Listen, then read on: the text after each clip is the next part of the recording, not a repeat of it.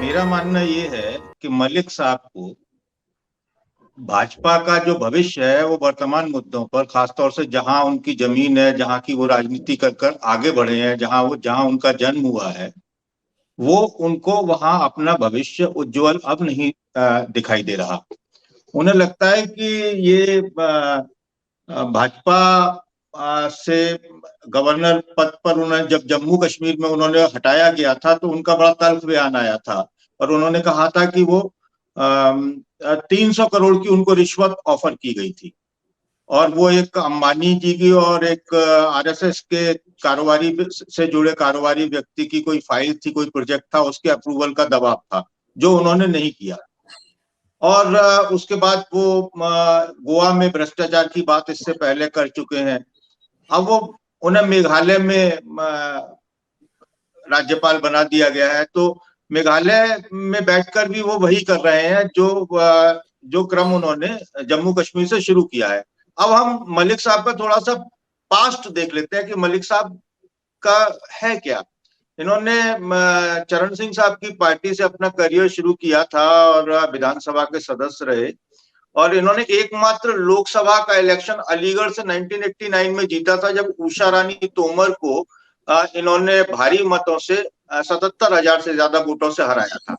दूसरी बार ये उषा रानी तोमर से हार गए थे और तीसरी बार जब ये समाजवादी पार्टी के टिकट पर लड़े तो इन्हें तकरीबन 51,000 के आसपास वोट मिला था और इनकी जमानत जब्त हो गई थी। और हमेशा ये या तो राज्यसभा में रहे हैं, गवर्नर रहे हैं और या ऊपर के दर्जे की राजनीति करते रहे। गांव देहात से भी इन्होंने कोई बड़ा जन आंदोलन नहीं किया, सिवाय छात्र जीवन में ये मेरठ कॉलेज से इन्होंने लॉ किया और इन्होंने मेरठ कॉलेज से लॉ करने के बाद में छात्र राजनीति में थे। तेज तर्रार है और समझदार व्यक्ति हैं, लेकिन अच्छे मौसम वैज्ञानिक भी हैं। आईएनसी में भी रहे हैं, इंडियन नेशनल कांग्रेस में भी रहे हैं, लोकदल का भी मजा लिया है, क्रांति दल में। अब भारतीय जनता पार्टी का भी बहुत दिनों से 370 जब जम्मू कश्मीर में हटी थी तो इनको ले जाया गया था, उसी टारगेट पर ले जाया गया था। तो 370 या दूसरे जो मुद्दे थे, राष्ट्रहित के मुद्दे थे, उस पर उन्होंने बिल्कुल भाजपा की जो लाइन थी उसी को फॉलो किया। लेकिन अचानक कुछ बात बनी, बिगड़ी या जो भी हुआ, अब लेकिन उन्हें लगता है कि किसान आंदोलन जो है वो बागपत का उनका जन्म स्थली है और कर्मस्थली भी उनका पश्चिमी उत्तर प्रदेश है। तो उन्हें लगता है कि भविष्य की राजनीति जो है वो फिर से किसानों पर केंद्रित होकर पश्चिमी उत्तर प्रदेश में होने वाली है। और काफी लोग ये कयास लगा रहे हैं कि इस विधानसभा चुनावों में और खासतौर से लोकसभा चुनावों में भाजपा की स्थिति जो है वो माइनस में जानी है। अब मैं कोई भविष्यवक्ता नहीं हूं और लेकिन जमीन पर जो हालात देख रहा हूं उसके साथ मैं कह सकता हूं कि बहुत मुश्किल डगर है भाजपा की। अपना अस्तित्व बचाने की भी डगर मुश्किल है। ऐसे में सत्यपाल मलिक जी बहुत अच्छे मौसम वैज्ञानिक हैं, उन्होंने भांप लिया है और वो लगातार बगावती तेवर दिखला रहे हैं। उन्होंने 300 करोड़ की रिश्वत की बात कही, उन्होंने कहा कि कुतिया के मरने पर दिल्ली जो है शोक संदेश जारी कर देती है, उनके शब्द थे ये। और लेकिन इतने लोग किसान मारे गए और साथ में उन्होंने ये भी कहा कि अगर एमएसपी पर कानून बनाए तो मैं मध्यस्थता कर सकता हूं किसान आंदोलन को खत्म कराने के लिए। तो इसका मतलब ये है कि किसानों के साथ और किसान आंदोलनकारियों के साथ, उनके जो भी है उनके साथ मलिक साहब की बहुत अच्छी ट्यूनिंग है इस वक्त। और ऐसे में बीजेपी की समस्या ये है, वो कह रहे हैं मुझे 2-3 लोगों ने बनाया है गवर्नर, वो कहेंगे तो मैं रिजाइन कर दूंगा। तो वो रिजाइन कर देंगे, ठीक है, रिजाइन नहीं भी करेंगे तो भी हटा दिए जाएंगे, ये भी सब जानते हैं। लेकिन वो 2-3 लोग चुप क्यों है, सवाल ये है। लेकिन जब कोई एक मेघालय का राज्यपाल ये बोलता है, और मेघालय का राज्यपाल इसी भाजपा सरकार में बिहार, उड़ीसा, जम्मू कश्मीर, गोवा और अब मेघालय, तो क्या ये 5 राज्यों में जब राज्यपाल थे तो उस वक्त देश की किसी चिंता पर इनके कोई ऐसे विचार हैं क्या ध्यान में, कोई एक विचार ध्यान में आ रहा हो? या तब उस वक्त ये किसान पुत्र नहीं थे, तब बागपत की चिंता नहीं थी, तब जाट सम्मेलन नहीं करते थे? इसका मतलब क्या हुआ? इसका मतलब आप इसको ऐसे देख सकते हैं कि बेहद हल्का व्यक्तित्व है ये।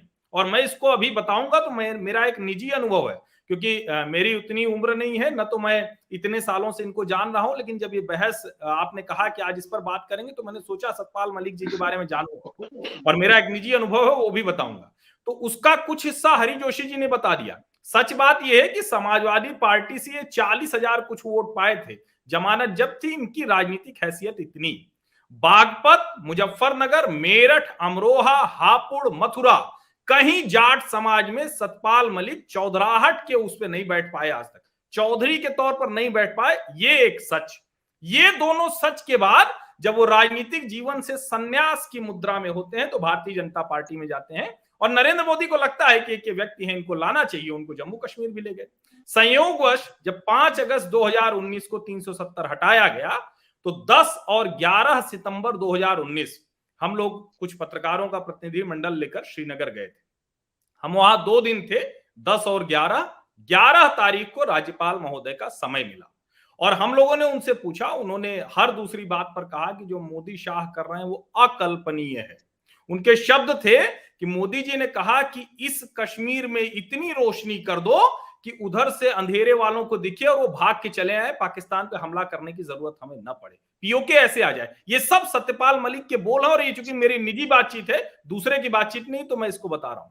हम लोगों ने कहा कि आखिर ये बताइए कि आखिर ये जो सब कुछ हो रहा है, इतने लोगों को आप लोग जानते हैं, पार्टियों में जानते हैं। उन्होंने कहा कि पार्टियों ने कैडर भर रखे, उसको निकालना कठिन है, कोई सरकार बैठी क्या कर लेगी, ये तो कमाल का काम कर रहे हैं मोदी और शाह।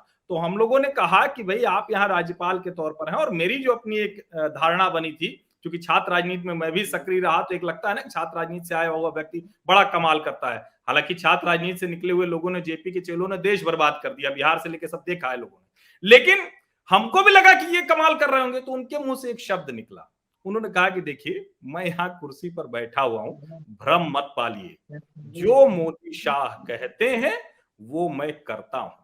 और अचानक सत्यपाल मलिक कहते हैं कि मैं राज्यपाल था तो 50 किलोमीटर के श्रीनगर के दायरे में कुछ नहीं हुआ, भूल गए पुलवामा, भूल गए सारी चीजें, भूल गए सारे हमले। तो मुझे लगता है कि ये बेहद हल्के व्यक्तित्व के प्रमाण हैं। एक किसान पुत्र होना, जाट पुत्र होना, बागपत करना और अपने जीवन के अंतिम समय में सब धो लेना, ये नहीं होता है। मुझे लगता है कि जब याद किए जाएंगे तो उनकी ये सारी बातें ध्यान में आएंगी। और आज तक कोई एक ऐसा मूवमेंट, कोई एक ऐसा आंदोलन नहीं रहा है जिसमें वो कहें कि नहीं हम इस वजह से जा रहे हैं। आप अगर ध्यान से देखें तो यहां भी मोदी और शाह को हटा देना चाहिए, उनको मैं निजी तौर पर मानता हूं कि आज उनको हटा देना चाहिए अगर हमको ये फैसला लेना हो। लेकिन मुझे लगता है कि नरेंद्र मोदी ने इस तरह से कभी फैसला नहीं लिया है। नरेंद्र मोदी के निर्णय लेने का तरीका दो होता है। एक, उनको लगता है कि जब उनके अपने एजेंडे, प्रशासनिक जो काम उनको करना है उसमें बड़ी बाधा आ रही है, तब वो फैसला लेते हैं। दूसरा फैसला तब वो लेते हैं जब उनको लगता है कि पब्लिक सेंटिमेंट उनके अगेंस्ट होगा।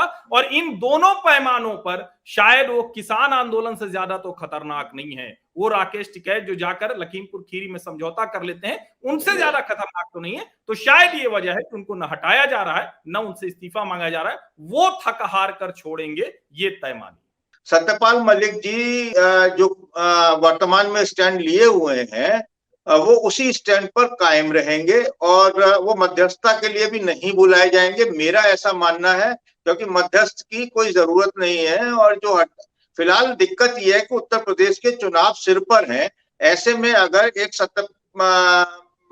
प्रकाश जी को, मलिक साहब को बुलाकर एक मोर्चा और मतलब यहाँ पर उस आग में घी डाल दिया, डैमेज कंट्रोल ही नहीं हो पा रहा है पहली बात तो सरकार से।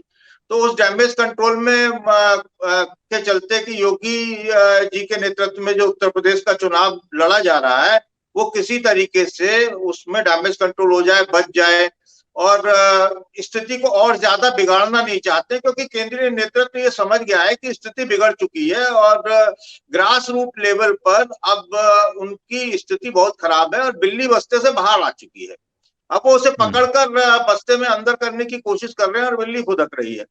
ऐसे में अगर आज वो ये मांग मान भी लेते हैं, एमएसपी की भी मांग मान लेते हैं, तब भी इसका इम्पैक्ट जो है किसान आंदोलन का वो चुनावों में परिलक्षित होगा। एक खाली किसान आंदोलन नहीं है, अर्बन में आप देख लीजिए जिस तरह से अभी जो उपचुनावों के जो रिजल्ट हुए उसके बाद जिस तरह से पेट्रोल डीजल के दाम कम किए गए एक झटके में, और फिर उत्तर प्रदेश ने उसमें भी और अपना वैट घटा दिया, तो 20-25 रुपए तक दाम नीचे चले गए। उस स्थिति को आप समझिए कि वो कितना बैकफुट पर एक उपचुनाव ने ला दिया है। भाजपा ऐसी योद्धा है जब जो तलवार निकालकर अपनी भांजती रहती है, लेकिन जैसे ही उन्हें लगता है कि नहीं अस्तित्व पर खतरा आ गया है तो वो तलवार वलवार तो छोड़िए, वो सब कुछ भूल जाती है। उसका बस यही है, येन केन प्रकरण, चुनाव किस तरह से उत्तर प्रदेश का निकाला जाए। ऐसी स्थिति में मलिक साहब को हटाना मुझे असंभव लगता है, और मलिक साहब इस्तीफा देंगे ये भी मुझे अभी फिलहाल नजर नहीं आ रहा है। मलिक साहब अपनी ग्राउंड उनकी है और मलिक साहब सच बोलते रहे हैं, मलिक साहब ईमानदार व्यक्ति है, इसमें कोई शक नहीं है, किसी को शक नहीं है। लेकिन ये भी बात सही है, उम्र से 75 साल की उनकी उम्र से राजनीति का कोई रिश्ता नहीं होता। आप बात को इशारे में समझिएगा कि उम्र का राजनीति से कोई रिश्ता नहीं होता। कब्र में पैर लटकाया हुआ आदमी भी वो चाहत रखता है कि नहीं यार 4 दिन मुझे और मिल जाते तो मतलब और मौज आ जाती। सत्य हिंदी का ऐप डाउनलोड करें गूगल प्ले स्टोर पर।